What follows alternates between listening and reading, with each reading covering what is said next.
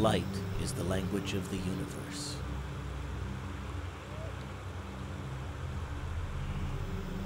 And in the heart of Bhutan, deep in the Himalayas, where the rare black-necked crane flies south from Tibet, the universe is in the midst of a breathtaking conversation.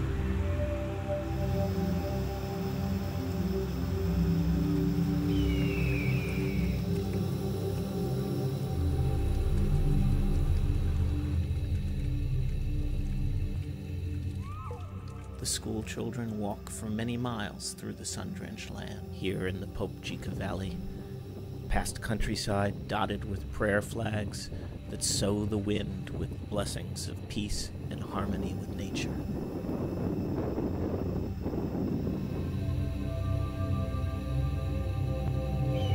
Each winter, the black-necked crane makes its home here in the valley. The people devote art and prayer to this winged messenger that flies on the light from its summer home in the mountains of Tibet. Endangered by the urbanization and deforestation of Tibet, there are only about 800 such birds left. Bhutan is a place that really has retained a purity that you find in very few other parts of the world. Bob and his organization SELF are here at the invitation of the Royal Society for the Protection of Nature to try to save the habitat of the black-necked crane while preserving the path towards modernization for the people of Phobjika Valley. There are a lot of conservation efforts going on which often overlook how the needs of people that live in and near these ecosystems are so critical to the preservation of these ecosystems, because a lot of people haven't made that connection. Let's say, for example, Phobjika is a very pristine environment, habitat for the endangered black-necked cranes, ecologically very significant. And at the same time, we have people with aspirations for development. There are ways by which both can be brought together. Conservation can be a basis for human welfare. The 500 families who live in Phobjika still cut down trees to make wood chips to light their homes. Even when supplemented with kerosene and its noxious fumes, the light is so meager that it is difficult for children to do homework, for weavers to weave, for tailors to sew, and for doctors to practice their art. Kerosene must be brought many miles over the mountains, often by hand and at great expense. To discourage the people of Phobjika from leaving for the city, and to help preserve the habitat of the black-necked crane, the people of Bhutan asked SELF to bring in a clean, renewable source of energy for the valley. Despite the inevitable onrush of modernity, Bhutan as a nation is careful not to let itself be overrun by the outside world. Bhutan's king is perhaps most renowned for proclaiming that gross national product is less important than gross national happiness.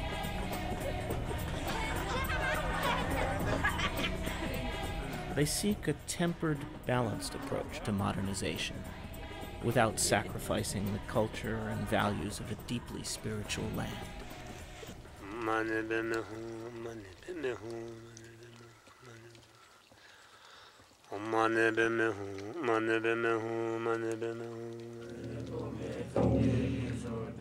The people practice Tantric Mahayana Buddhism.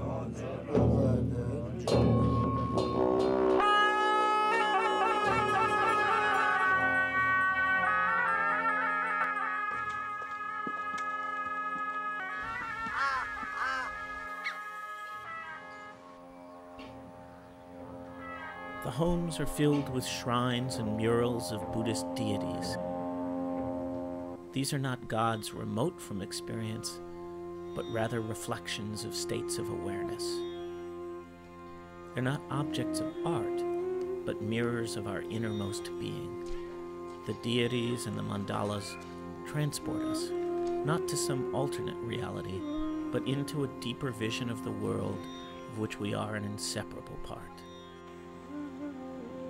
Our calling is not to escape this web of interdependent nature, but to awaken to the world as it is,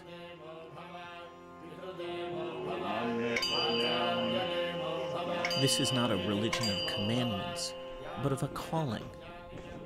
Be a light unto yourself, it calls.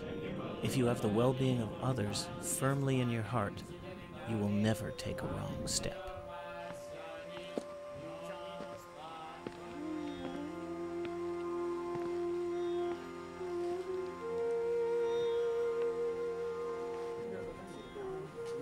And so into this world steps the solar electric light fleet.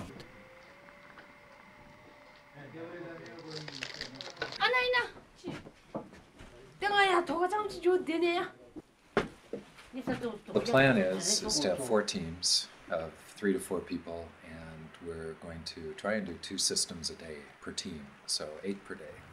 Jeff not only helped to plan and manage the enormous project, but he assembled and coordinated a staff from 4 corners of the planet. Oh, see, this is what, when I want to give a warm hug, he wants to smash your face. Yes, this is not good. Because this work is so grassroots intensive, it's critical that we have people on the ground that understand the local language and culture. The most spirited member of this team is Singay of Bhutan. Singay, right, yes, Singay.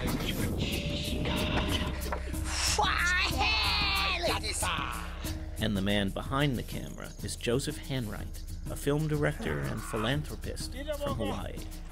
Karachi. So, how does it feel? Paradise. Anytime you work in such remote places, it's always a challenge logistically to just physically get equipment and people to these places. Local truck driver. Local truck driver. If you have a clear day, you have a good route. If it's raining, there will be landslides. It will be quite difficult for the trucks to come uphill. From India, there were 2 trucks. The immigration office is closed. The checkpost is closed for 3 days. Yeah, that's what we all understand here. That'd be the morning of the 13th. We make a road for the spirit to pass over. One of the trucks is in the border between India and Bhutan. We're trying to find out information on where the taxi went with all the equipment. Hello. Hello? Hello? 10 days. They're going to have somebody drive up to Phobjika, which is on the border. Yeah, I sent $100. Did you copy? Well, it's Thursday, October 30th. And you expect them today? Yes, very much before 1 o'clock. The trucks are here! Hey! Trucks are here, the equipments are here. 2,000 miles from Bangalore up through the heart of India towards the crest of the Himalayas, across the border, deep into Bhutan. But alas, much of the equipment arrives damaged.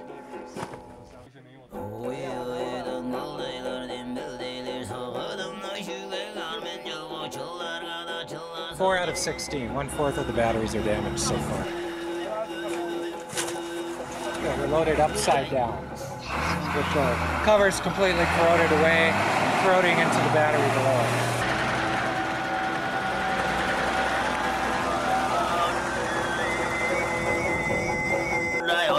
We've had our fair share of trials and tribulations.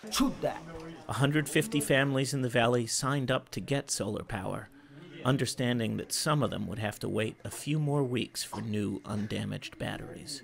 One of the most important contributions that SELF made to this field was using microcredit that would allow rural families in developing countries to pay for solar over time. We demonstrated the willingness and ability of rural families to pay for solar electricity if you can provide the financing and if you can train the local people to maintain the equipment. Self-trained local students in the basics of electricity and solar installation. Solar modules should face what direction? South. South. They reached out to train women also, so that everyone has a chance to learn not only how to maintain the systems, but to go on to spread the technology and make a living themselves. Watts equals amps times volts. With the microfinancing plan, The people are able to make regular installments for solar home systems that they will have paid off in 3 years, but own for at least 20.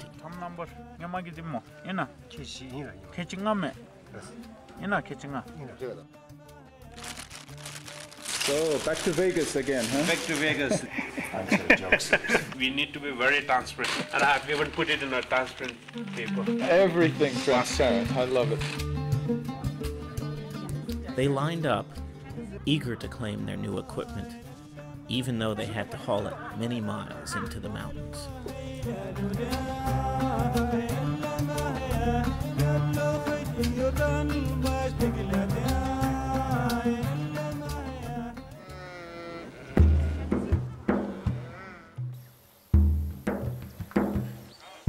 And so begins the house-to-house labor of installing the solar systems.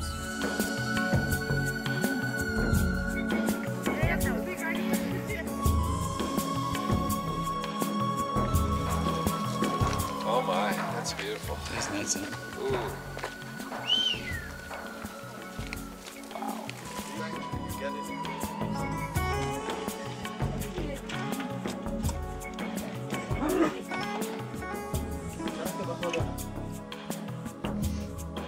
It's a big room.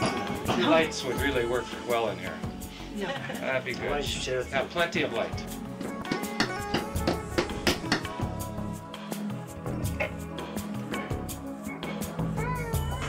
Ah, beautiful.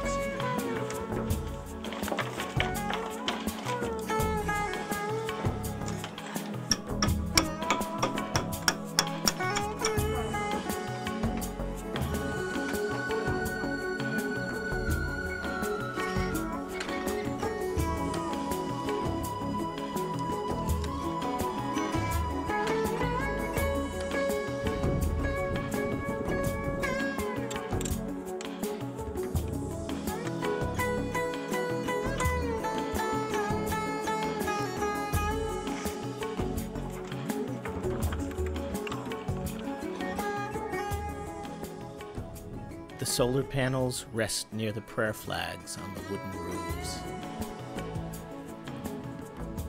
For the people of Bhutan, it is no small feat to transform the light of the sun. For them, it is a magical moment where the radiant light of the universe meets the inner light of wisdom, compassion, and tolerance.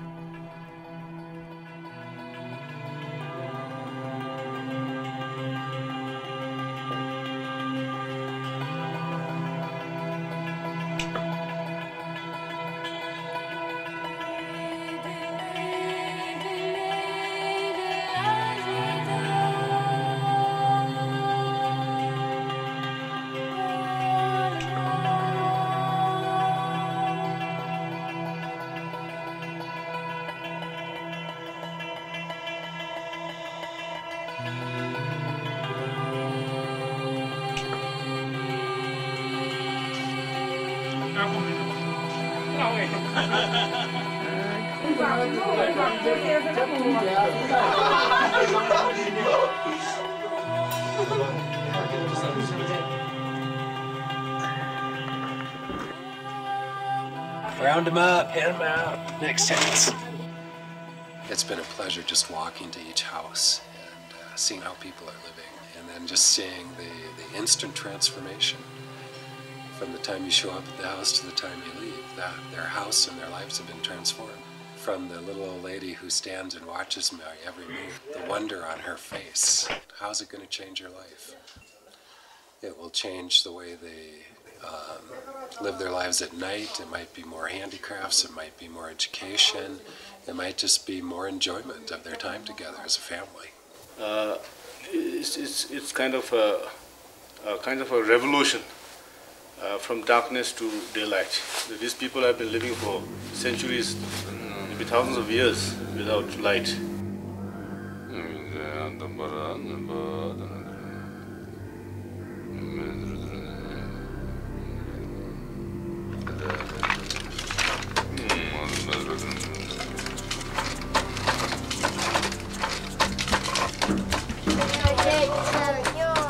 Baro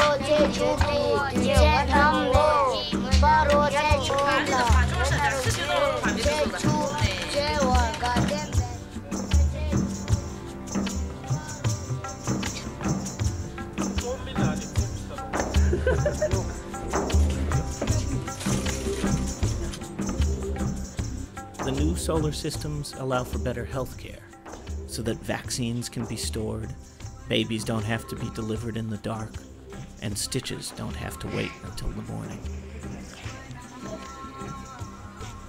For the valley as a whole, what it does is it makes it more an attractive place to stay and to keep the traditional way of life while still modernizing and hopefully taking the things they want from the modern world that electricity allows. The primary reason for being in Self is to keep people from moving to the city, to keep the balance of our ecology, so that the country people don't go to the city, and the city people can come back and live in sustainable villages. And we keep the sustainable village as the model for what we're doing for the world. Development is important if it makes people happy. And preserving of the natural environment is a very, very important part of gross national happiness. Everything is one, really, actually, at the end of the day. As winter approaches, the entire Phobjika Valley waits for the return of the black-necked cranes from Tibet. It's said they always arrive on an auspicious day of the lunar calendar, and they circle the Gante Monastery 3 times before landing, as if to pay their respects to the beauty that surrounds them. We heard the calls of the crane, then we looked up, we saw 2 cranes just flying down.